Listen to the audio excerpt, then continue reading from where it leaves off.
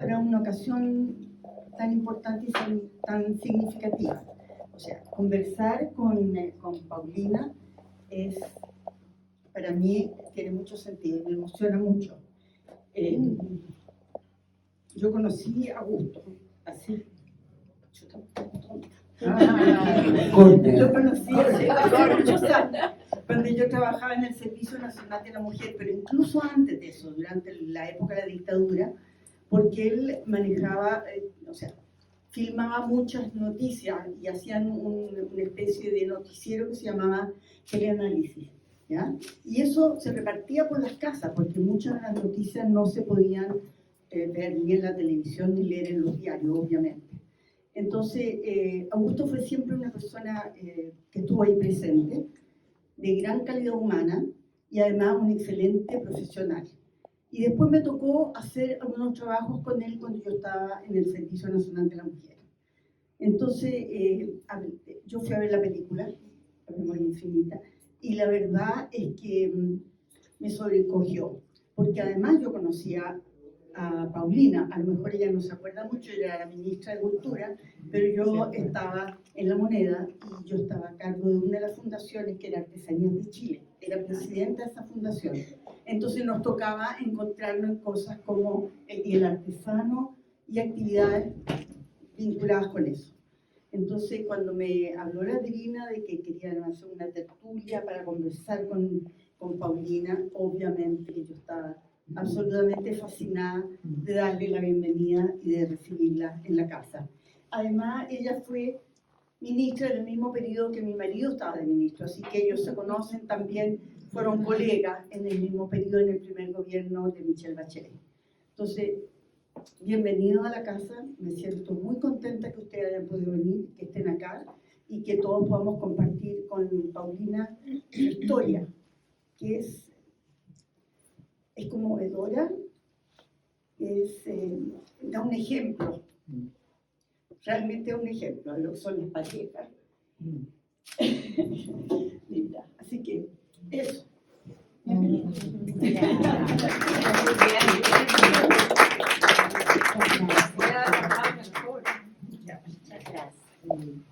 Muchas gracias, me siento muy honrada de estar en esta casa en la que estuvo Augusto, yo no lo sabía, así que me siento muy honrada de estar entre amigos y amigas que se conocen mucho, que tengan el interés de conocer algo más. Esa es la idea, de poder compartir. Son todos ustedes personas que gozan, que trabajan además por el arte. Y es muy bonito compartir con gente que siente lo mismo y que obviamente valora lo que distintas personas, especialmente en este país que siempre cuesta tanto, hacemos, ¿no? Y cuando son trayectorias de vida, esto yo lo digo porque ya estamos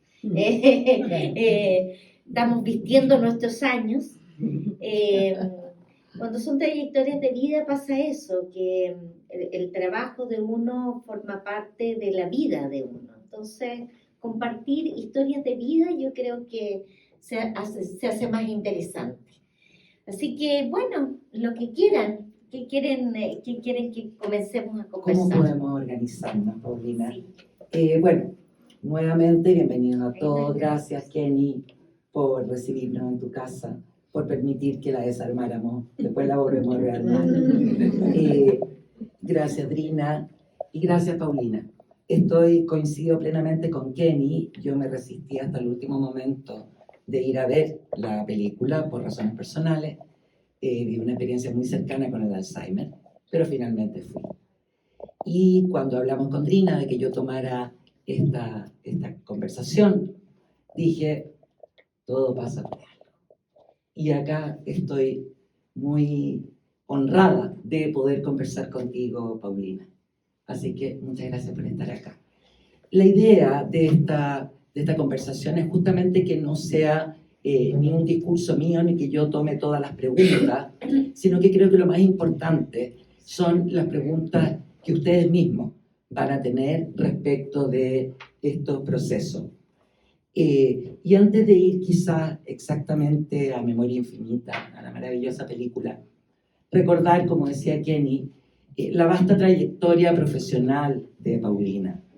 Logré contabilizar alrededor de 70 producciones, entre cine, telenovela, teleserie, etc. Te puedo mostrar el detalle. No, Lo no hice. es necesario.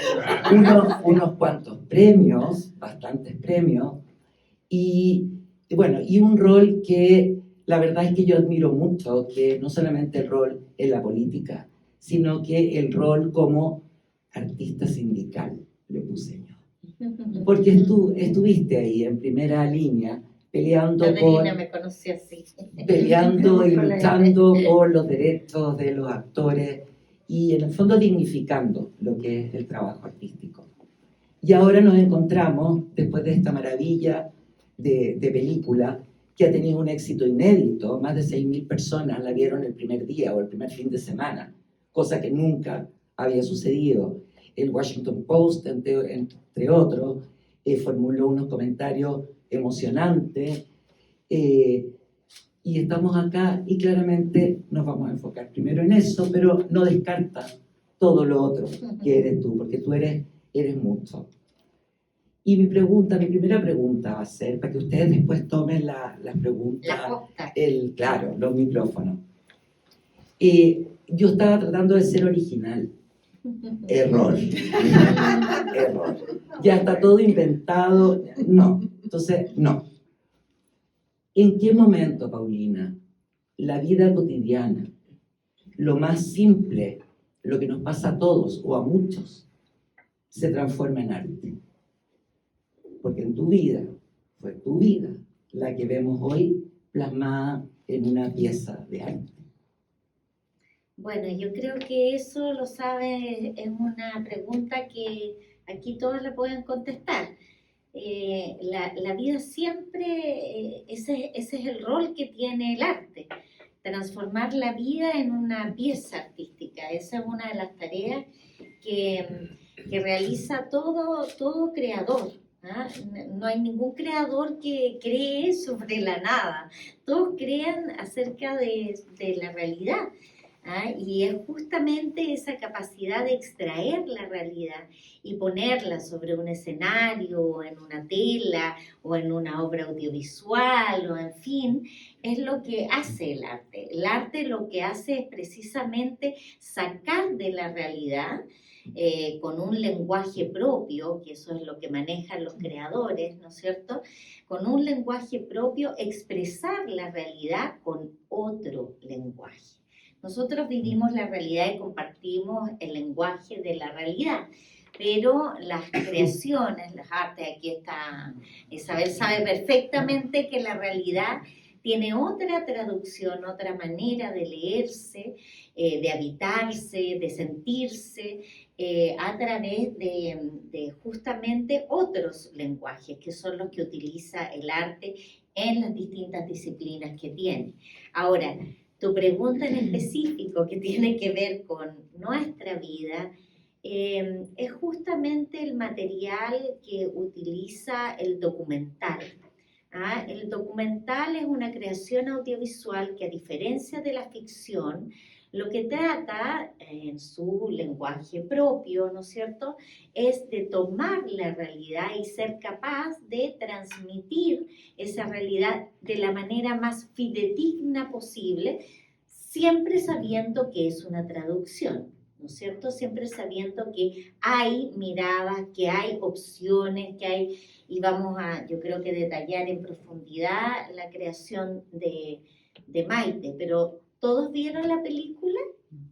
No todos, no necesariamente la todos. La mayoría no se atrevió. Bueno, pero en la mayoría, pero sí es bueno decirles que, a diferencia, bueno, esto es una película que efectivamente ha roto récord. ¿En qué sentido? En que es el documental más visto en la historia de Chile. Y ojo que es un documental, No es una película de ficción, es un documental.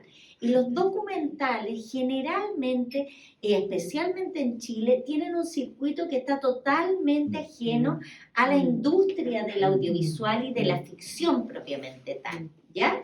¿Por qué les digo eso? Porque la realidad, por ejemplo, María Paz decía hoy, pero es que no, a mí me costó, yo no quería verlo, porque obviamente es un arte que traduce la verdad de la realidad, ¿no?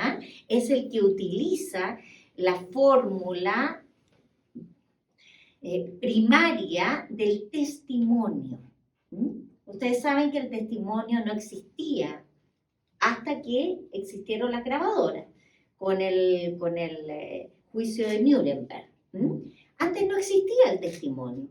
Alguien, un escritor, siempre hablaba por alguien que había vivido algo. Había una traducción. Hasta que aparecen los medios tecnológicos que nos permiten decir, yo voy a escuchar a alguien que vivió directamente eso. ¿Sí? Y por eso que el testimonio se utiliza como prueba de realidad frente a un juzgado. ¿Sí? Ahora, el arte, ¿qué es lo que hace? Toma el testimonio, pero también lo traduce. Y esos son los documentales. ¿Sí? Que tomamos esa realidad y la Maite, ¿no es cierto?, traduce esa realidad en su tesis. ¿Ah? En este caso es una historia de amor, como decía Kenny, pero también está el hecho de ponerle, por ejemplo, la memoria infinita. ¿Por qué se llama la memoria infinita? Porque evidentemente es un ejercicio de memoria, que a través de dos personas podemos conocer parte de la historia de nuestro país, específicamente, además, momentos muy difíciles y muy duros de nuestro país. Y a través de ese mismo lenguaje podemos conocer en esa misma película cómo enfrentar una enfermedad que hoy día es un tabú casi más grande que la muerte. Yo creo que hay gente que le tiene más miedo al Alzheimer que a morirse. ¿Ah? Pero obviamente es la utilización de un lenguaje que nos permite comunicar. Y como bien dice Maite, esta no es una película para llorar, ¿ah? No es un drama. ¿Ah? La ficción tiene géneros, ¿no es cierto? Nosotros decimos, hoy voy a ver una película dramática. ¿Ah? ¿Sí? Tampoco es una comedia, ¿cierto? Paulina, te tengo que Al tiro. Yo me lo lloré todo. Tampoco es una comedia, ¿ya? Y tampoco es una película de acción. Lo que sí tiene es un esfuerzo permanente para tratar de mostrar la realidad. Y por eso que sí, es verdad, tú a lo mejor lloraste porque tienes comprometida tu propia historia en ella, ¿cierto? Y por eso es la identificación que hace cualquier obra artística, ¿ya? Pero la gracia es que al ser una obra que refleja la realidad, bueno, nos permite comprender que hay cosas muy duras en la vida, que todos vivimos siempre, en cualquier momento de nuestra vida, pero que siempre hay un día siguiente, ¿no? Podemos tener un día horrendo, o una noche espantosa, como aparece en la película, pero al día siguiente hay un bonito día. O podemos vivir un periodo de nuestras vidas muy duro, pero tenemos la oportunidad al día siguiente o periodos en donde estamos bastante mejor. Y yo creo que eso es lo maravilloso del documental, que nosotros podemos tener una percepción de la vida a través, obviamente, de una mediación de un creador, específicamente en este caso de Maite, que con mucho cuidado, con mucho respeto y por sobre todo con un trato muy digno, no solamente hacia Augusto, sino también hacia mí, tenemos una percepción de una vida con este tipo de dificultades que se puede sobrellevar, como todas las cosas en la vida. Entonces baja los miedos, quita la defensa y se hace asequible. Sí, bueno, la verdad es que uno llora mucho, pero no queda con una sensación amarga. Y eso es quizás lo más bonito. Tú acabas de hablar de el tremendo éxito que tuvo. Y yo sé que muchos jóvenes fueron, gente de 20 y tantos años. ¿Qué iban a buscar ellos? ¿Qué esperaban de este documental? Porque muchos hablaban que era la película del Alzheimer. Otro de la Paulina Urrutia, que es famosa. ¿Qué estaba buscando esa cantidad de gente? A mí me llamó mucho la atención porque siento que hay como una búsqueda de realidad y de dolor para quizás identificarse. No sé, ¿por qué llegan allá al cine en masa? Bueno, una de las cosas que a nosotros y especialmente a la producción de la película le ha llamado mucho la atención es precisamente lo que dices, la cantidad de gente joven que quiere ver una historia de dos viejos cagados, porque esa es la realidad, ¿ah? En una etapa muy difícil de la vida. Y claro, lo que efectivamente ocurre es que esta no es una película acerca del Alzheimer. Todas las películas que nosotros vemos acerca del Alzheimer son ejercicios de ficción que lo que pretenden es mostrar de qué se trata el Alzheimer, ¿no es cierto? Contar de qué se trata. Y esto, la verdad, es que sí, somos dos personas que estamos enfrentados a esa enfermedad, pero que después de ver la película, la verdad es que da lo mismo. Si se trata o no de Alzheimer. Finalmente lo que queda es que todos nos vamos a enfrentar a la enfermedad y todos vamos a morir. Y yo creo que esa certeza y el verlo en una película es relevar cuestiones o asuntos o desafíos que la sociedad tiene y que no quiere ver. Entonces, el planteárselo, verlo y ver que ahí mismo hay vida, en vez de, ¡ay, Dios mío, esto es terrible! La verdad es que despierta una sensación que baja el miedo. Pero tu pregunta era hacia los jóvenes, con eso no resolvemos los jóvenes. Y yo, por lo menos, lo que he podido despejar de esa gran pregunta ha sido básicamente escuchándolo. O sea, en conversaciones como las que tengo hoy día con ustedes no saben la cantidad de gente que ha pedido ver esta película en este país que no hay acceso y pensando que es la primera vez que un documental está en todas las regiones del país. Eso es algo totalmente nuevo y en salas, pero así todo, evidentemente tenemos problemas. Yo he estado en Talagante, he estado en Cerro Navia, en Peñalolén, bueno, olvídense la cantidad de lugares, y hoy día en la mañana estuve en la Universidad Católica Silva Enríquez, con todas las carreras de salud, con todas las autoridades y los docentes, todos viendo la película. Entonces, obviamente, tengo oportunidad de preguntarle a gente muy joven, ¿por qué están viendo esto? ¿Ah? Y obviamente uno puede decir profesionalmente, bueno, hay tema, ¿no? Hay mucho tema. Pero, ¿por qué la ve gente joven? Y la gente joven, las opiniones que tienen son muy impresionantes. La primera es que, según ellos, nosotros hablamos de cosas muy profundas. Augusto y yo, digo. Si ustedes vieron la película, la verdad es que no hay ninguna conversación muy profunda. Es simplemente conversaciones acerca de la vida. Y eso para ellos es muy raro. Incluso que hablamos de cosas que son, entre comillas, tabú.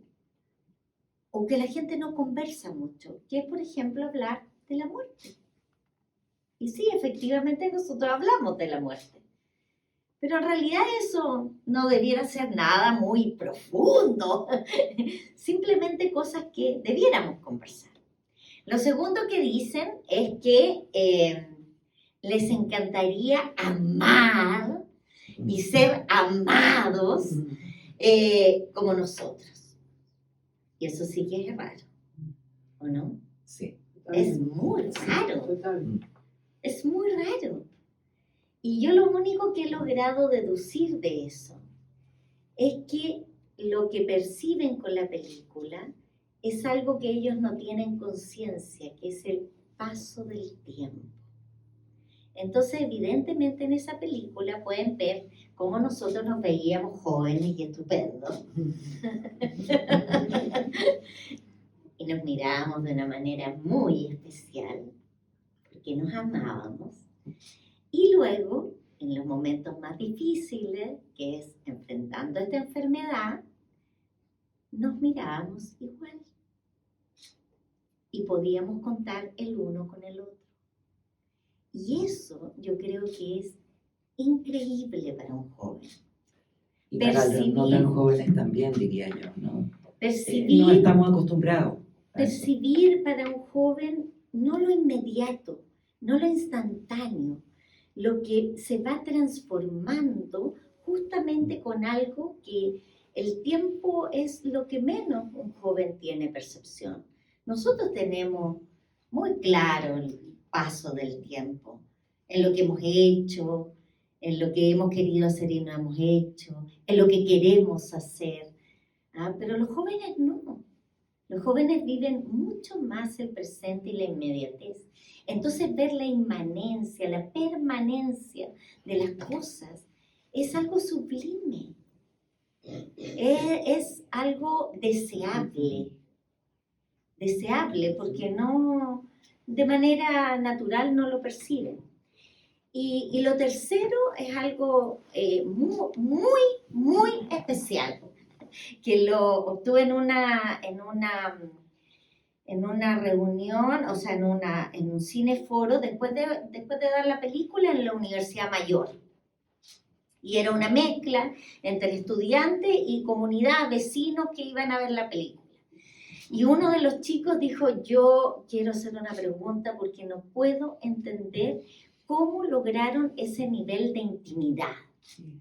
Ya, a las que no han visto la película, quiero decirles que no solamente Maite grabó, sino que durante los 2 años de pandemia, además Maite dejó una cámara al interior de nuestra casa y nosotros tuvimos que, bueno, la verdad es que fue algo muy extraño porque Maite nunca pensó que ese material iba a ser parte de la película, menos yo, obviamente.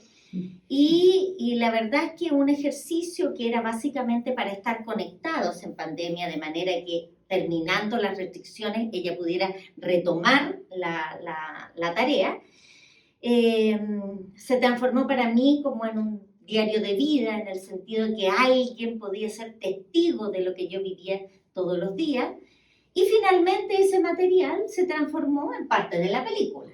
Un material muy mal filmado, totalmente fuera de foco. Cuando vino el director de foto de la película a ver el estreno, después que vieron el estreno, me dijo, me cagaste mi carrera, me cagaste la carrera, con eso fuera de foco. Pero la verdad es que efectivamente hay cosas que ningún equipo de filmación hubiera podido grabar.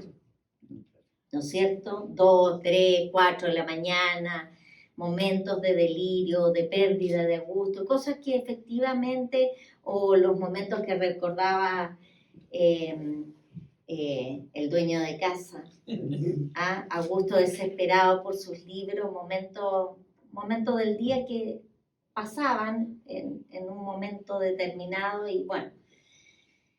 Entonces, que don Sergio recordaba. Entonces, el chico pregunta algo que es genial, que dice, ¿cómo lograron ese nivel de intimidad? Si nosotros vivimos mostrando nuestra intimidad, somos capos en mostrar toda nuestra intimidad. Nosotros nos dedicamos todo el día a decir, ¿han visto cosas de niños que van hasta el baño a decir estoy en el baño? O sea, es una cosa impresionante. Cómo desnudan y cómo exhiben y cómo se exponen en su espacio íntimo. Entonces el chico me dice, yo no logro entenderlo porque nosotros no logramos eso. Y eso es increíble, porque ahí es donde está el manejo del lenguaje, que también sabe utilizar Maite, que es que efectivamente todo lo que se muestra en esa película no está hecho para mostrarse. Se vive en una verdad que es capaz de registrar un ojo atento, un ojo que va a extraer, que va a editar, que va a montar y que va a ser capaz de poner en una obra.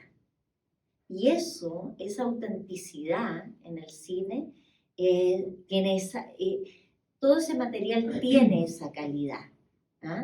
No tiene el vicio de la exhibición, o esta muestra exhibicionista o de permanentemente estar exponiéndose. Por el contrario, todos los espectadores sienten como si corrieran un velo y acceden a eso. La mayoría de la gente que se acerca a mí en la calle o en distintas instancias como esta, lo primero que hacen es agradecerme la posibilidad de haber conocido esa intimidad, esa realidad. Lo primero que hacen es eso, y en eso, debo decir, yo no soy la gestora de eso. Una vez más, Augusto fue la persona que decidió, antes de este documental, 2 años antes, ustedes saben que él hizo una entrevista en la revista El Sábado del Mercurio, y él dio a conocer su condición. Y desde ahí en adelante, yo que me resistí, su familia, sus amigos, nos resistimos hasta el final, después de ver la película pudimos comprender por qué Augusto nunca se negó. Porque como bien decía Kenny, era su lenguaje. Él sabía lo que era un documental. Él documentó los momentos más dolorosos de nuestro pasado reciente. ¿Cómo no iba a ser capaz de resistir, de registrar su propio dolor? Y creía, más que nadie, en el lenguaje que manejaba Maite. Y eso es lo que se produce en el arte. Yo siempre digo que en esta película hay un matrimonio, que es Augusto y yo, ¿no es cierto? Pero hay otro matrimonio, que es el matrimonio artístico entre Augusto y la Maite. Claramente hay un relato de la Maite que se va estructurando en la película, que es de una autoría, de una sutileza, de una inteligencia que es propia de ella, y al mismo tiempo un salto creativo impresionante en términos de un manejo del lenguaje, porque esta película es la menos Maite y la más Maite de todas, y eso claramente es un salto, tú lo debes cachar, ¿no es cierto?, cuando hay una técnica que se va depurando, pero de repente alguien, y uno dice, Dios mío, ¿pero qué estás haciendo? Es algo totalmente distinto y a lo mismo es tan tuyo, ¿no es cierto? Bueno, eso es esta película de la Maite. Es ese nivel de salto creativo. Y lo increíble es que está el relato completo de Augusto. Desde que era muy joven, sus 2 crónicas, después más de casi 20 años en la televisión pública, haciendo programas de cine, de cultura. Entonces él mismo dice, yo no sé cómo, ni siquiera sin pensarlo, fui capaz de registrar un país que pasó de la pena, del dolor, a la alegría, a creer de nuevo, y después sin darme cuenta registré 20 años de creación en este país una vez recobrada la democracia. Y luego aparece este documental, que es la tercera parte de Augusto, de una coherencia, haciéndonos hacer un ejercicio de memoria cuando él está enfermo de Alzheimer, perdiendo su memoria, pero haciendo que todos nosotros hagamos lo que tenemos que hacer con esta enfermedad que es la pandemia de estos años, de este tiempo. la memoria no es solamente personal o familiar. La memoria es también un ejercicio colectivo. Cuando nosotros hacemos memoria colectiva, lo que estamos haciendo es recuperar lo que hicieron antes otros para poder nosotros entregar una posta a lo que viene, porque esa es la vida. Entonces, la conmemoración, la manera de recordar, es una manera de rehacer justamente con vocación de futuro. No para quedarse anclado en el pasado ni abrir las viejas heridas, sino que justamente para poder reconocernos y poder salir adelante. Y entonces cuando uno ve la película, uno dice, bueno, es como si Augusto me tocara el hombro y me dijera, ¿viste que había que hacerlo? Y sí, pues como, bueno, eso diría yo, es la juventud, es algo, imagínense chicos conociendo nuestra historia, gente que ni siquiera conocía el Augusto, ni menos, o sea, son chicos que tienen 18 años. En Ovalle había una niñita de 10 años, no tenía más o menos, hablaba así, esos que toman aire, no sé qué edad tendrá, porque yo no tuve hijos, pero muy chica. Habló desde la última, estaba en la galería de un teatro que estaba lleno, Festival de Mujeres, y la película abría el festival en Ovalle.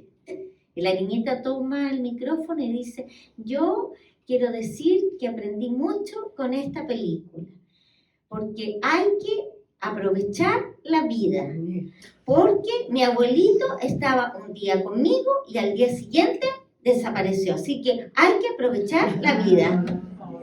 Tenía, no sé qué edad tendrá, 8 años, no sé si hablan así los niños, pero se fijan que es una cosa, bueno, como toda gran obra tiene muchas capas, pero no voy a latear, especialmente si no han visto la película, pero yo tengo, o sea, además de todo este proceso y las decisiones que son bellísimas, digamos, porque es una voluntad de mostrar el dolor y de compartirlo.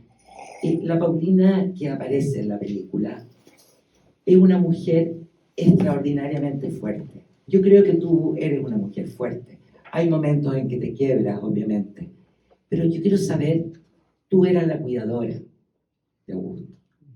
¿Quién te cuidaba a ti en este proceso? Ya voy a ser terrible, pero primero las mujeres fuertes no son las que no se quiebran. Las mujeres son muy importantes, ¿o no? Sí, pero eso lo hemos aprendido todos. Las personas fuertes son precisamente las que se quiebran, las que se paran, las que son capaces de vencer los miedos que tienen, o sea, y también de superar la pena. Yo creo que... Pero yo creo que en esa intimidad que tú tenías con Augusto, que es un alimento a tu alma, ¿no? O sea, este amor, también necesitabas algún cuidado de alguien, de tu familia, alguien más que te acompañara en este proceso, porque la sensación con que yo quedé en la película, que además de ser bellísima, es que estaba un poco sola también, desde otra perspectiva. Estaba Augusto, pero ¿quién estaba también apoyándote y cuidándote? Porque se habla bueno, del Alzheimer yo creo que lo más familiar. importante es comprender que estas enfermedades hasta el día de hoy, lo que ocurre es que bueno, mayoritariamente los cuidadores o cuidadoras, mayoritariamente son mujeres. Eso es una realidad. Y eso lo aprendí con Harold May Nichols. ¿Por qué? Sí, porque tenía una entrevista y me hicieron la entrevista y después de la entrevista venía Harold May Nichols a hablar de los Juegos y los Juegos Olímpicos y todo, y me dijo, oye Paulina, acabo de ver la película y realmente me dejó para adentro. Quiero decirte que te agradezco en el alma y todo, pero no, me removió entero y además me hizo preguntarme de qué lado me va a tocar a mí. Y yo,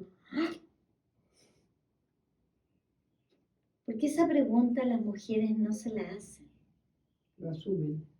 Las mujeres generalmente decimos, vamos a cuidar. Porque han cuidado acá, la mayoría ha sido mamá, ¿o no? Sí. Bueno, entonces es algo natural. Pero que un hombre diga, "Ah, ¿de qué lado me va a tocar? ¿De cuidar o ser cuidado?" Y eso ya es un cambio de switch al tiro. Es un cambio de switch en la cabeza. Segundo, yo no soy cuidadora de Augusto. Perdón, ahora ya no era cuidadora. Yo Pero era los su, médicos- yo era su mujer. Y hoy día, gracias a lo que hemos avanzado, y yo que resistí hasta el cansancio, estamos hablando de personas que cuidan. No cuidadoras o cuidadores. ¿Por qué? Porque esto es un cambio cultural, que es de a poquito. Antes, cuando las mujeres eran mamás, desaparecía la mujer, desaparecía la amante, ¿para qué decir? No había un rol de ciudadana, de una profesional, ¿sí o no? La mujer se convertía en mamá y se convertía en cuidadora o mamá, ¿sí o no? Hoy día, ¿cómo ha ido profesión mamá? Pero ¿cómo hemos ido evolucionando? Primero que ojalá, hoy día por lo menos los hombres mudan, ¿no es cierto? Antes los hombres no mudaban a nadie, ¿no es cierto? Bueno, eso va cambiando, se va estructurando una sociedad en donde la mujer, que no tiene por qué dejar de desear ser madre, pero también puede tener otros deseos. Quiere ser amante, quiere estudiar una carrera, y para eso se articula una sociedad completa.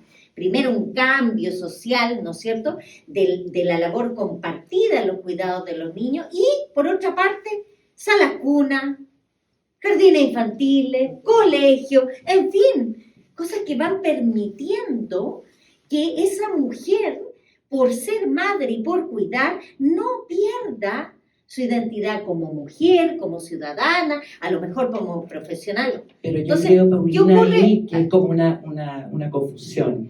Cuando yo tuve rol de cuidadora, Pero fui ¿puedo terminar? cuidadora, madre, Sí. profesional, Por eso. o sea, lo era todo. Ya, pero ahí te enfermas y por eso que me estás preguntando, ¿quién te cuida a ti? Pero no con desesperación. pero es que aquí es donde viene el gran tema. Y esto vamos a ponerlo en la edad adulta o adultos mayores, pero en realidad viene desde antes, especialmente con mamás o personas que están cuidando a su hermana o gente que tiene discapacidades o alteraciones mentales de larga data que se pueden presentar, la esquizofrenia, por ejemplo, en fin, hoy día las enfermedades con espectro autista, pero pensemos en la edad adulta, estamos pensando en la tercera y hoy día cuarta edad. ¿A qué edad nos estamos muriendo? Uf. 90 sí. Bien, gracias. Súper simple, ¿no es cierto?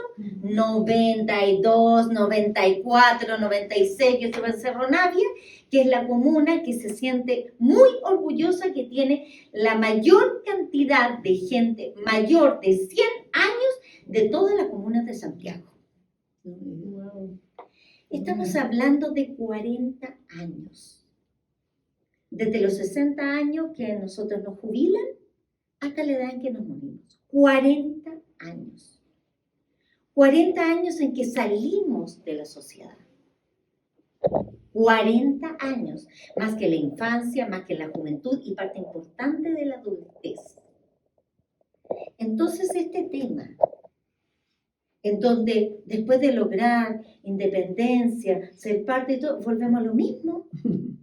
Exactamente igual, enfrentados exactamente igual como veíamos antes.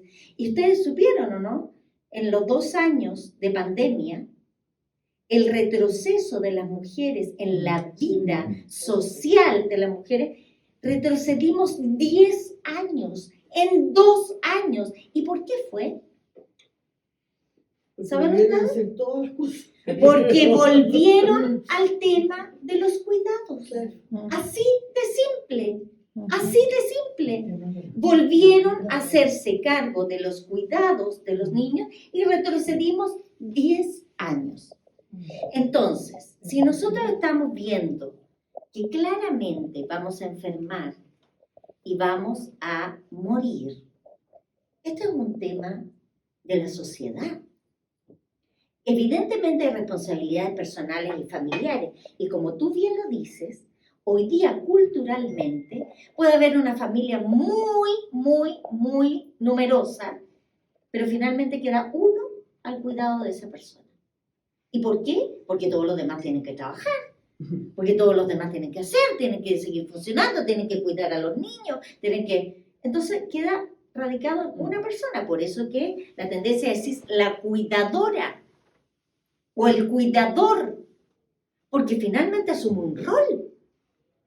Pero Y no un rol que excluyente. va dejándote limitada en todos los sentidos. Por eso que es tan importante, y aquí respondo, evolutivamente, ir haciendo parte a la sociedad de esto y sobre todo el relevo. ¿Ah? Para la salud, o sea, para que la gente, primero en este país, eso es importante, porque aquí como todo el mundo topa en lo médico, las cuidadoras lo primero que hacen es enfermarse, para poder llamar la atención, para ser escuchadas. Eso es lo normal. Pero- Ustedes saben la cantidad de gente que está en los consultorios que no tienen ni una enfermedad, pero que es para que la gente las escuche, les hable, las atienda. Es así. Entonces, si nosotros poco a poco vamos asumiendo estos relevos, el necesario descanso, el necesario, lo que tú llamas efectivamente autocuidado, ¿ah? Que el autocuidado no es que uno lo haga, sino que en el fondo todos asuman un rol. Algo muy bonito que ocurre con la película es que todo el mundo lo ve, es que yo mantuve a Augusto sin miedo, porque él no tenía vergüenza ni miedo de su enfermedad, entonces no iba a tener yo miedo. Y él era parte de todas mis actividades, hasta donde más se pudo. Y en eso, al hacerlo parte de todas mis actividades, no relegarlo, y al relegarlo, relegarme a mí también, y por lo tanto quedarme totalmente aislada, también mi entorno era capaz de asumir cuidados como yo. ¿Me Y entiendes? en ese sentido, entonces, el periodo de pandemia, ¿crees tú que influyó en una evolución Por más supuesto, y eso tú lo Por el sabes ai- muy bien, sí, por no el solamente aislamiento. los niños, los jóvenes. El impacto de la pandemia Para todavía habría que hacer una charla especial, pero tenemos algunas mediciones, pero claramente no hemos percibido cuánto eso ha afectado. A Perdón. ver, Gente ¿qué- que quiere hacer preguntas. por acá? La Magdalena levanta la mano. Lo que La pasa, Magdalena levanta la yo mano. estaba fuera de Chile cuando se dio la película y sentí mucho no verla, porque sí vi la presentación, spots, pedazos. Y lo que me impactó cuando dijiste, ¿qué significa esta película? Un acto de amor sublime entre ustedes dos. Porque la película que lo que muestra es cómo tú te compenetraste del dolor, de las limitaciones.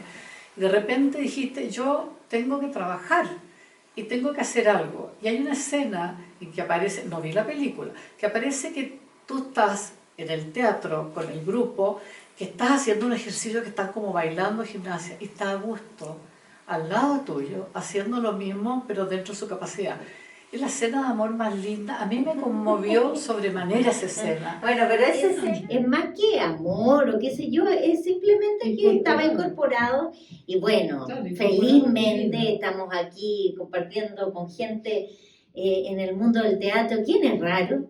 En el mundo de los artistas, ¿quién es raro? Todos.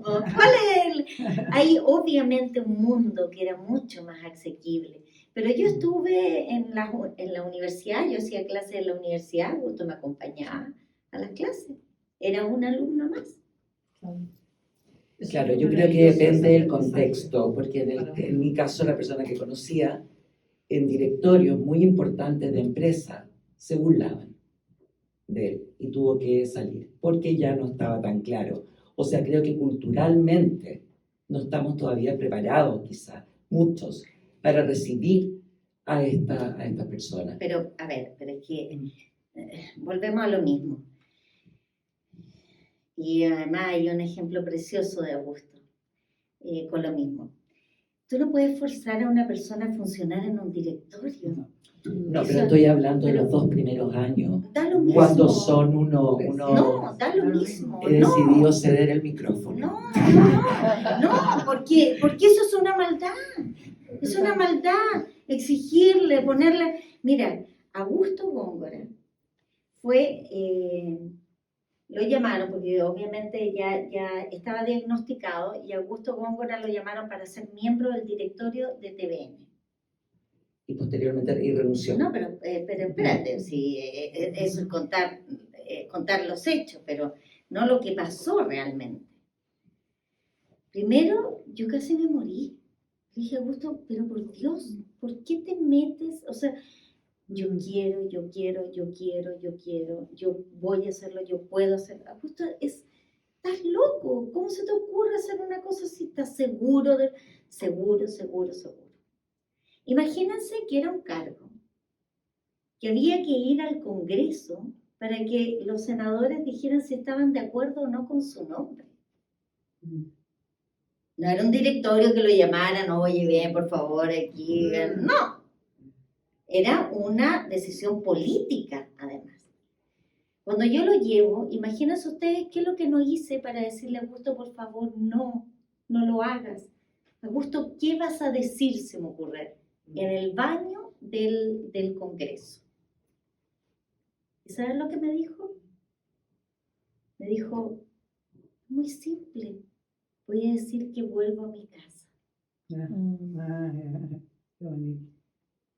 ¿Entiendes que las cosas no son por cómo nosotros funcionamos, Claro. sino las cosas que significan para esa persona? Claro, lo que pasa ¿Ya? es que es ¿Y distinto puedo- cuando hay diagnóstico. ¿Puedo ya terminar? establecido. María Paz, él estaba Eso no ha hablado diagnosticada, él estaba diagnosticado, tenía Sí. más de 2 años diagnosticado, no pudo seguir trabajando porque tenía fallas. Bueno, la clave de todo esto es que es Augusto quien decide dejar el directorio. ¿Y saben cuándo me dice eso? Yo decía, yo tratando de ser secretaria, tratando de armarle, y él me dice, Paulina, voy a bajarme de esto porque no estoy al 100%. Y ayer estuve en el INACAP, en un encuentro de mujeres y hombres cuidadores de Puente Alto, con la ministra de la Mujer, la ministra de Desarrollo Social y el rector del INACAP, que es un señor que se llama Palacios. ¿Cómo se llama? Estaba en la misma mesa que estuvimos la otra vez, no me acuerdo ahora. Que fue exministro de Piñera, si no me equivoco. Lucas Palacio. Lucas Palacio. Y Lucas Palacio se para delante para presentar la película y dice, yo no puedo, igual que la Kenny, partir esta película sin decir que yo conocí a Augusto Góngora. Fui parte del directorio cuando Augusto, y no voy a olvidar nunca. ¿Te fijas que son distintas? Y te digo, no es que nosotros a la gente con Alzheimer la metamos a trabajar, la incorporemos. Nosotros tenemos desafíos aún anteriores. ¿Cuántas veces dijimos que las personas con síndrome de Down podrían funcionar perfectamente en nuestra sociedad?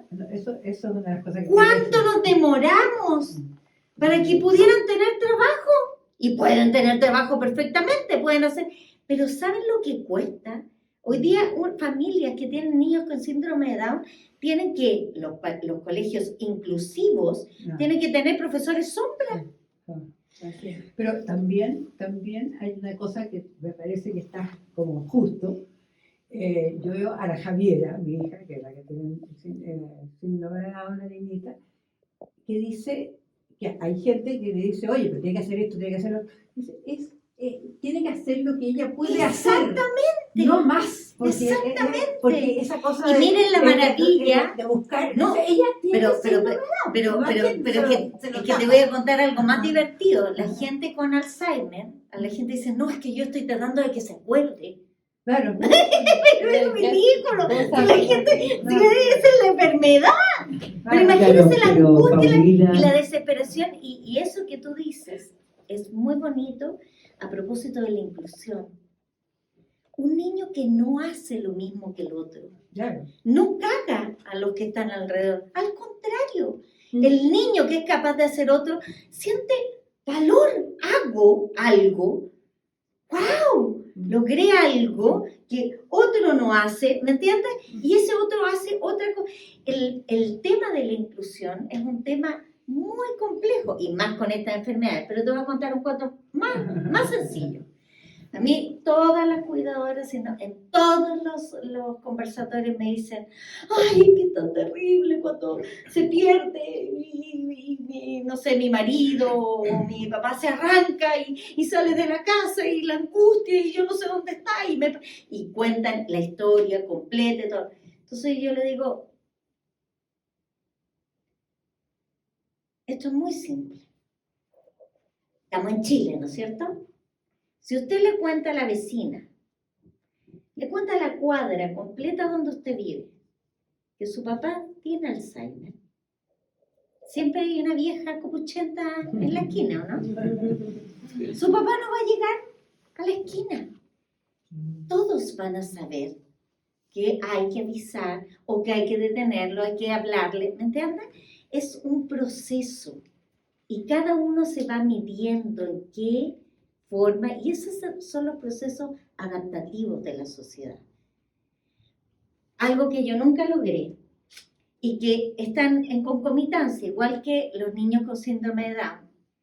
Yo entraba con Augusto al baño de hombres para acompañarlo porque necesitaba asistencia. ¡Ah! Quedaba la escoba. ¡Ay, se equivocó! No, aquí no. Y decía, pero por Dios, voy a entrar al... Entonces finalmente dije, esta es una estupidez, tanto el caos que produzco, me voy a meter a los baños de mujeres con Augusto. No, se equivocó, señor, se equivocó.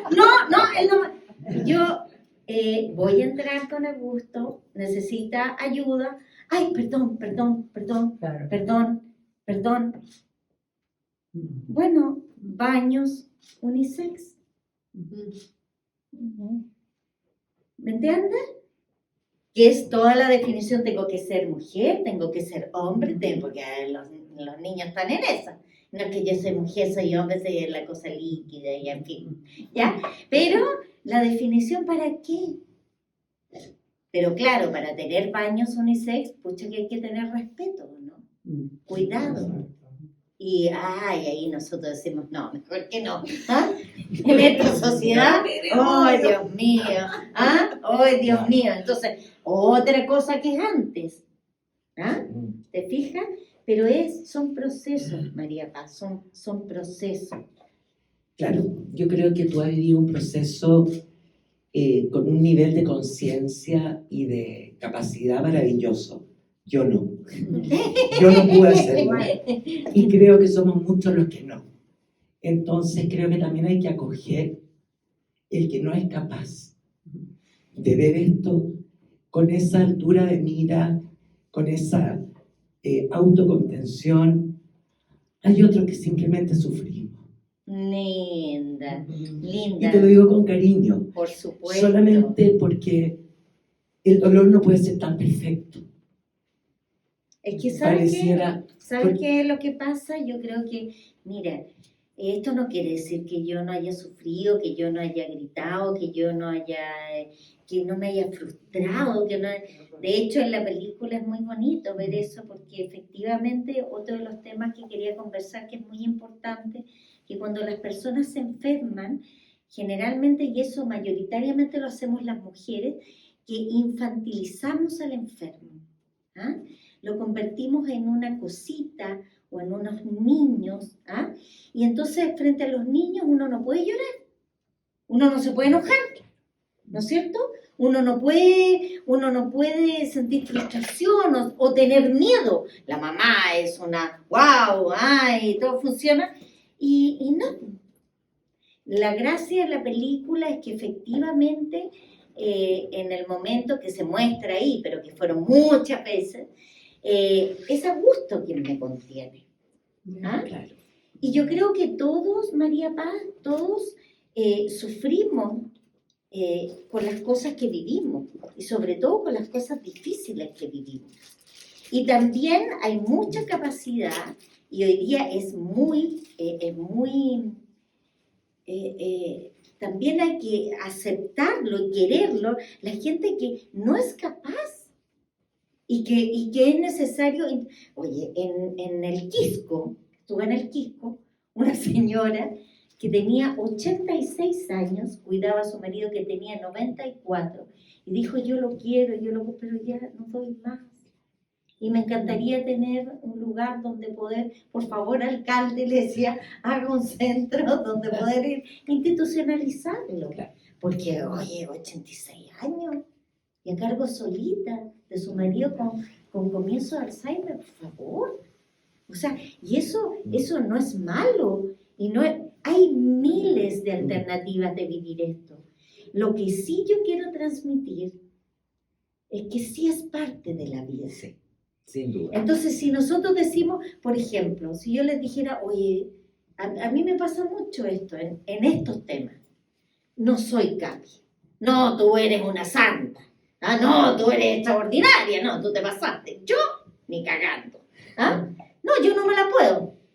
Yo les pregunto, con el aluvión que hubo, con las tremendas lluvias que hubo este año, en serio, de todas las clases sociales, habidas y por haber, la gente con el agua hasta el techo de las casas. ¿Ustedes vieron alguna de las personas diciendo, ah, no, yo hasta aquí, no, con el agua hasta el techo, hasta aquí no va a llegar? ¿Vieron algún chileno que dijera eso? A ninguno. Con el agua, con el barro, hasta el techo, que uno dice, ¿qué es esto? La gente sacando a palas y diciéndole al alcalde, por favor, pase por aquí y sáquelo con una máquina y ayúdenme, por favor, ¿sí o no? Entonces, ¿te das cuenta que es también como nosotros enfrentamos la enfermedad y la muerte? Y de verdad que no estamos preparados. ¿Habrá alguna otra pregunta por ahí? Porque yo ya no quiero hablar más. Yo creo que la Paulina, por más que lo trate de no negar, pero ocultar, esa toma de conciencia que tú tienes es un acto de amor. Ahí hay un acto de amor en la toma de conciencia, absolutamente. Entonces tú dices, no, es de asimilarlo, de incorporarlo a la vida y no sé qué. No, hay una toma de conciencia que tiene que ver con un gesto absolutamente amoroso. Bueno, yo hice algo en mi vida. Yo tenía una pareja antes de Augusto. Y bueno, me tocaron cosas siempre adelantadas en la vida muy extrañas. Es una preciosa persona. Yo he tenido pocos hombres en mi vida, pero bueno. Bueno, con decirles les voy a contar una cosa que muy pocos la saben. Pero la música de la película, que es extraordinaria, la hizo mi ex marido. No Ay, me no, ¿en serio? Se lo juro. Wow. ¿No lo pueden creer? Increíble, ¿no es cierto? Para que vean que me quieren todavía. Bueno, pero ¿sabes qué? Yo en un momento, yo tenía 21 años cuando me emparejé con él y logramos independizarnos, qué sé yo, y a los 2 años que estábamos juntos, su ex mujer nos chantó a los 2 niños que tenía él. Yo fui mamá a los 22 años, de una niñita de 6 y un niñito de 8. No les voy a dar los detalles, pero llegó el 7º año. Y yo me miré en el espejo, yo era apoderada, era una mamá, tenía 26 años, tenía hijos de 10, de 12, no sé, me miré en el espejo un día y dije, ¿tú quieres esto para el resto de tu vida? Y dije, no. No quería eso. Quería otras cosas en la vida. Gracias a eso, conocí a don Augusto Góngora, nos separamos aquí, y yo me hice la misma pregunta cuando diagnosticaron el Alzheimer, y yo me miré un día en el espejo y dije, lo que se venía, ¿tú quieres esto? Y dije, sí. Entonces su pregunta fue, o sea, su comentario, su reflexión es verdad. Es verdad. Sí. El que creo que Hay algo, pero que se siente. Que sí. Ana María. ¿Alguien más? Ana María. Yo tengo 2 comentarios. Uno, que claro, el ejemplo tuyo del agua hasta el techo y el barro y qué sé yo, yo entiendo porque es inmediato. O sea, ante la inmediatez la gente saca fuerzas de flaqueza y es distinto. O sea, no es exacto, o sea, yo encuentro que la comparación no es tan buena porque lo tuyo es un proceso, como dices tú. Es una cosa que va a estar en el tiempo y que no tiene la urgencia, te fijáis, de sacar el barro de la casa, que os lo sacáis o va a pasar algo muy grave, y que además eso no dura un mes, no dura 2 meses, dura unos días que son como el pico ante el cual la gente saca fuerzas de flaqueza de todas maneras. O sea, esa gente saca una adrenalina que no sé de dónde viene. Pero la segunda reflexión que tiene que ver como con el tema del tiempo, ¿no? Y es que yo quiero hacer una lectura casi política de por qué ha tenido tanto éxito tu película, independiente de los méritos de la película, del arte, de todo lo demás, ¿no? Y es lo que tú mencionas, que es una sociedad hoy día, la sociedad chilena es una sociedad que vive exclusivamente el presente. No hay pasado, salvo la memoria del golpe, las cosas te fijas como muy, muy traumáticas, y no hay futuro, no hay conciencia de futuro, porque se quiere refundar, pero no se sabe muy bien hacia dónde. Estamos viviendo todo este proceso tremendo de la Constitución que nos tiene como muy, muy, muy paralizados respecto a las alternativas. Entonces yo creo que una película que a los jóvenes les muestre que hay un pasado, porque el pasado de toda la vida de ustedes antes de la enfermedad, hay un presente que es vivir la enfermedad, y hay un futuro que es la muerte. Pero hay futuro, es decir, hay un transcurso del tiempo que está presente a lo largo de toda tu película. Y yo creo que eso es algo que hoy día, especialmente, es muy valioso para la juventud. Porque yo hago clases también en una universidad, y yo veo que la gente, por ejemplo, con respecto al aniversario del golpe, ¿no? No son capaces de insertar la memoria del golpe en un proceso más largo, por muy traumático que haya sido, pero evidentemente es un proceso en la historia de Chile, digamos, bastante más largo, no es solamente la memoria de lo que sucedió en los primeros años de la dictadura. Entonces, el pasado está congelado, el presente es de una inseguridad total para ellos, y el futuro simplemente no existe. Entonces, viven como en un estado de latencia, llamo yo, que es como esperar que algo vaya a pasar, pero eso no llega, ¿ah? Entonces, yo pienso que una de las grandes pedagogías, diría yo, de tu película hoy día, es eso, es mostrar que existe pasado, presente y futuro, y que la muerte es un futuro. Sí, bueno, yo como te decía, creo que sí, comparto contigo. No sé si vive mucho en el presente. Yo creo que es verdad lo que dices tú, como latencia, pero latencia la gente joven también está pegada en el futuro. Pero lo que También pones está, tú, el pero mismo ejemplo que pusiste tú sobre esta cosa programática y performativa, digamos, de los jóvenes que se ponen, se están exhibiendo toda su intimidad, pero en realidad no están exhibiendo nada, porque están congelados en sacarse el pantalón o lo que sea que se sacan, ¿no? no tiene proyección, eso no está encaminada hacia nada. Sí, bueno, Más que los mostrar, jóvenes más que es mostrar. un mega tema, Sí, sí, un mega. Otra charla, Pero otra son como conversación. cuatro Oye, charlas. pero sí, Sí. es verdad que lo que tú dices, que es verdad que la película No es es performativa. un tiempo, No es performativa. eso es muy impresionante, sí. Horacio quería hacer. Eso es real. Primero que nada agradecer esta charla porque realmente ha sido exquisita y sumamente enriquecedora. Y quisiera hacerte 3 preguntas.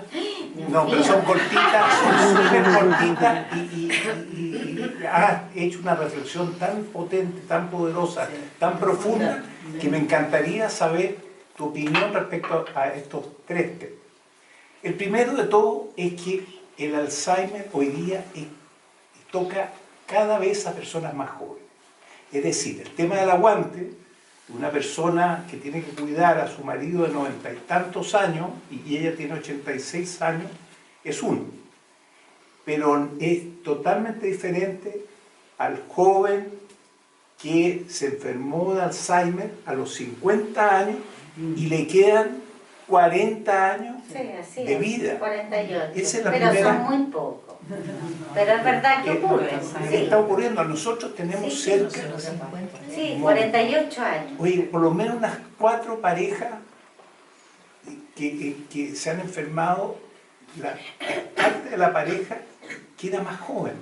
Sí, lo que Entonces pasa es que está- hoy día, no es Alzheimer propiamente tal, lo que pasa es que por eso se habla de las demencias tipo Alzheimer, porque hoy día estamos teniendo por nuestro estilo de vida y en fin, muchos cuadros de ACV, o sea, es decir, de accidentes cerebrovasculares que derivan en estas demencias frontotemporales, demencia que justamente es por pérdida de parte de masa encefálica, entre comillas, funcionando. Entonces sí, hay mucha gente joven que está presentando este tipo de demencia. Y Sí. ahí vamos Sí. al tema de que la sociedad chilena tiene que ser solidaria y las políticas públicas desarrollar ante este fenómeno Sí, nuevo y que es no muy se bueno conocía. eso, pensar que no solamente para personas de la tercera edad.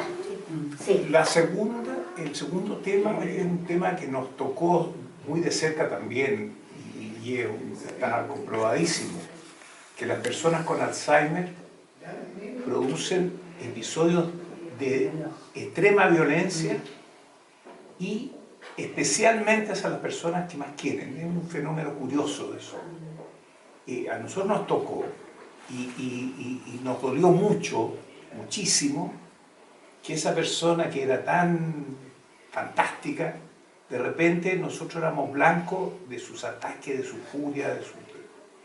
¿Te tocó vivir una experiencia de esa naturaleza y cómo lo enfrentaste? Mira, lo que ocurre es que no todos, ¿Cómo lo mira, enfrentaste? lo que ocurre es que no todas las personas son iguales y todo depende de cómo se va deteriorando el cerebro.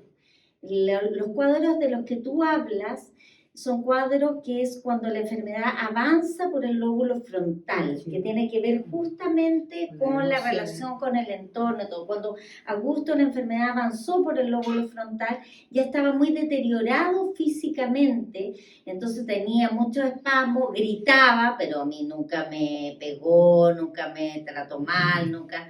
Hay personas que tampoco, nunca, pero sí tratan mal o dicen garabato o ofenden o le echan la culpa de todo. Pero bueno, tú eres una persona sana, no tienes que sufrir por eso. En la sanidad de nosotros, ¿cómo voy a pensar que si una persona, tú me sacaste esto, esas son las cosas que hay que empezar a trabajar, porque claro que es duro, pues, pero claro que es duro, pero claro que es duro. Salirnos un poquito del Alzheimer y que nos cuente cuáles son los post, los futuros planes o qué trabajos están en perspectiva, cómo sigue tu carrera, cómo Ok. viene Yo después de quería la decir memoria infinita. algo importante, La decir memoria algo importante antes a propósito de los dolores, a propósito de María Paz y de lo que ustedes están viviendo. Es muy importante comprender que es duro, es muy difícil y por eso que es tan terrible la demencia, por eso que la gente dice, no, cualquier cosa menos la demencia. ¿Ah? Pero es también, no sé, piensan en cuántas personas viven con chicos con esquizofrenia, no es tan, y más si son personas que ustedes comprenden lo que está pasando. ¿Ah? Esos niveles son manejables, todo es manejable. Y hoy día existen maneras para poder bajar esos niveles de ansiedad o de frustración y poder calibrar especialmente todo lo que tiene que ver con las alucinaciones. ¿Se acuerdan en la película cuando yo le digo al Augusto, no hables con gente desagradable porque siempre andaba peleando con alguien? Y en esos momentos también era yo, no, señora, no, con usted no. Y la cantidad de cosas que yo hice, entre que, ay, que no, y el cansancio, pero siempre, como toda persona, como los niños, en algún momento que patalean, que gritan, que lloran, etcétera, se van a cansar. Pero tú tienes ese espíritu. Pero y la mamá, yo también, yo nunca tuve hijos. No, uno le dijo, ya cállate. ¿Y tú crees que yo al Augusto no le decía lo mismo? ¡Cállate! ¡Me tienes loca! Y el Augusto se quedaba callado y volvía a gritar. Porque obvio, ¿no? Y eso, ¿qué es lo que te...? Pero, y las maneras de manejar eso se van encontrando, como todo en la vida. Y si no se puede, como decía la Paz, si no se puede, bueno, hay soluciones para que... Exactamente. Sí, ahí está el punto. Ese es el punto. Y si Pero yo, las emociones de uno, después pero de las las cosas más heavy, más difíciles, yo no me iba a la cocina, me sentaba, comía, veía una cosa, me mataba de la risa. Si uno no tiene esos respiros, no había se nadie afecta. que te ayudara en el día a día. Bueno, en pandemia, Porque- imagínate. ¿No? Sí, no, yo sé. Obviamente que uno va encontrando Pero- 20.000 maneras. Yo al final, que ya no me podía a gusto sola y que no podía bañarlo sola, tenía a la señora Marta, que venía los días martes y los días viernes, y con la señora Marta le hacíamos lavados intestinales al Augusto y lo bañábamos juntas, y después yo salía, porque eran turnos de 12 horas de esa persona, que además costaba muy caro, así que había que aprovecharlo, y bueno, 1 hora para llegar, 1 hora para irse, 10 horas.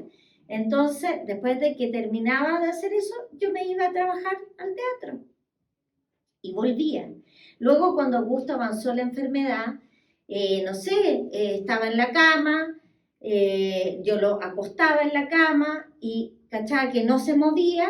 Bueno, unos amigos míos me compraron fuimos juntos a comprar una cámara, entonces yo en la noche acostaba a gusto, prendía la cámara. Hoy día tú puedes hablar a través de una cámara, igual que los niños con los monitores, y por lo tanto salía, me juntaba con mis amigas, me tomaba un regio pisco sour y volvía a la casa.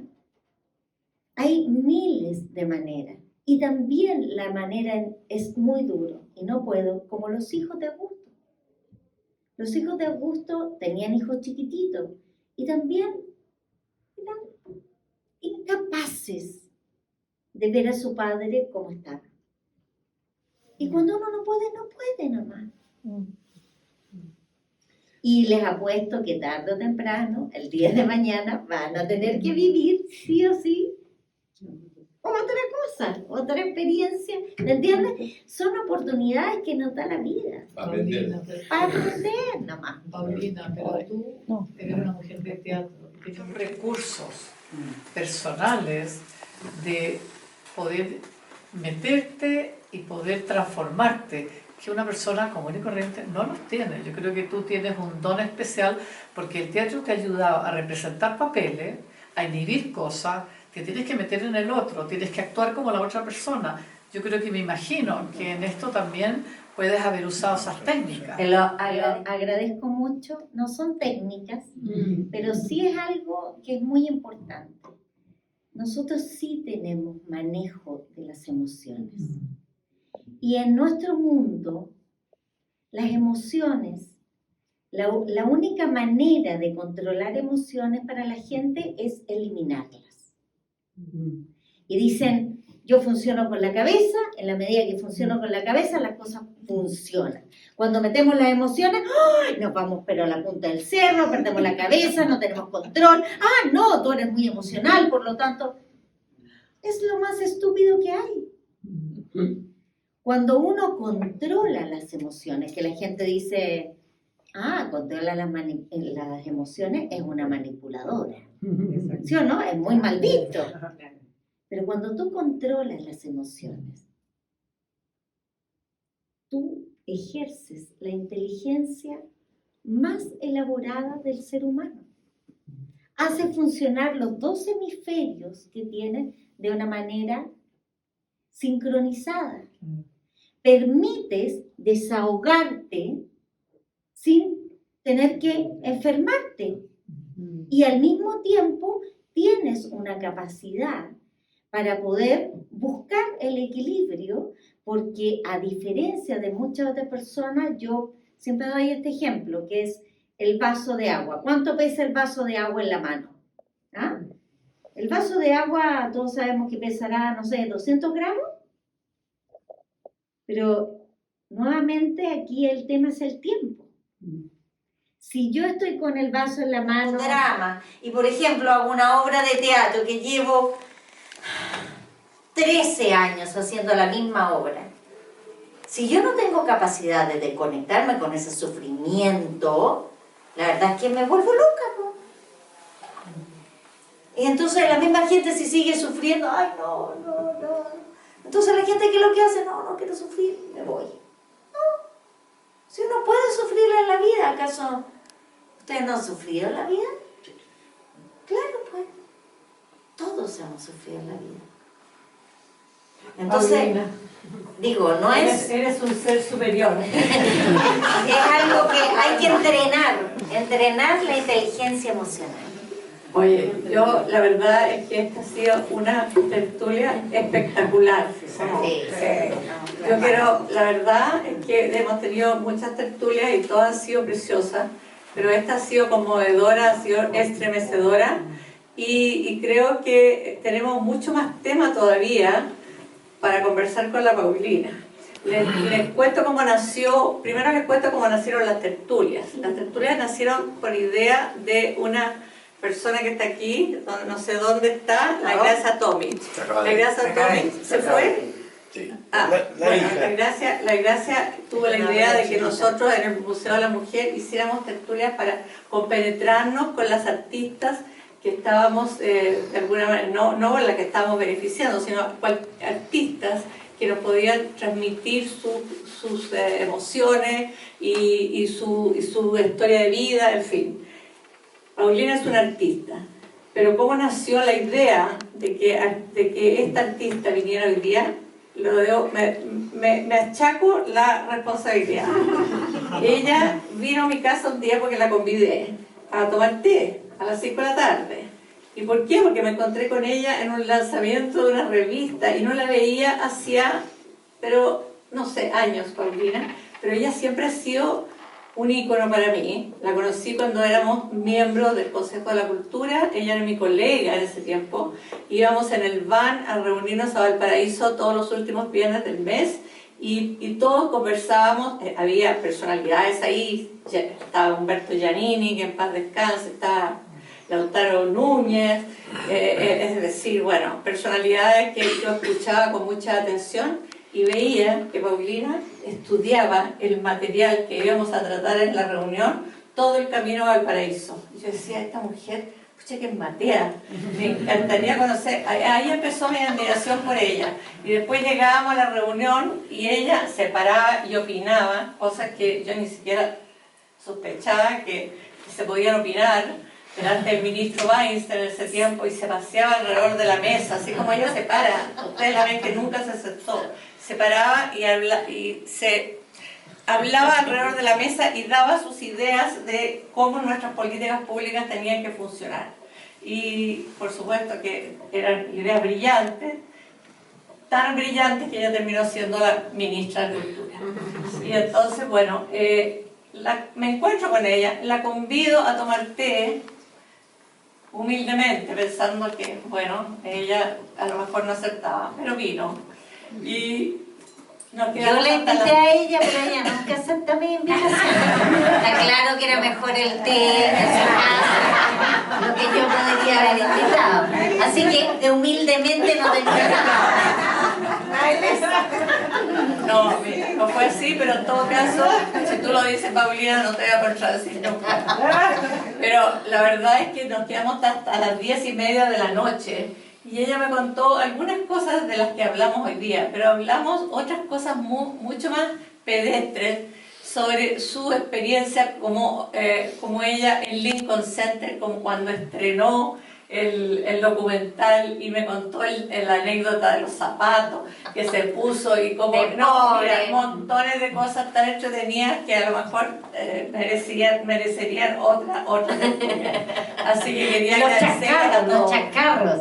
Los chacarros de ser una estrella de cine Y ser pobre. de pobre. No sé, ya no eres pobre, supongo. Yo le preguntaba cuánto le habían pagado. Todas esas cosas. No me pagan nada por la película, por si acaso. Oye, Así que bueno, la película. ¿Perdón? ¿Van a dar de nuevo la película? La película la están dando y seguramente ya va a ir saliendo de los cines y seguramente en diciembre ya entra a plataforma. Yo no sé si se puede, pero acabamos de dar en la galería que tenemos un tremendo que nos auspicia. Ay, se me olvidó que me auspicia que No lo grabes eso, que no quede grabado. Es Samsung. No, Samsung, una tremenda pantalla impresionante. Y hicimos el documental de Zurita, que lo dan en el cine, y después y les convidó a que vean si es que se puede. Sí, por supuesto. Entonces, la fascinada, yo pero voy al tiro. lo vemos. Así se puede hacer porque así. Oye, y con la presencia de la actriz. No, pues ahora tienen que llamar a la Maite, para que hablen otro. La Maite está Acaba de ser nativa que premiada. no se puede hablar con ella. Pero a los dos, porque es bonito que Sí, la Maite y tú hablando. Bueno, Kenny, tú cerrarás con tus palabras. Ahora vamos a pasar a la obra de tu nuera. Ah, sí. La No, tabla de pero que La tabla de estén tan contentos como estoy yo. Realmente ha sido de una profundidad, todo lo que ha dicho Paulina ha sido muy importante, una verdadera lección de vida. Así que Una coach. estamos muy contentos. Sí. Así que te agradecemos, Paulina. Ha sido un placer. Encantada. Cuídate.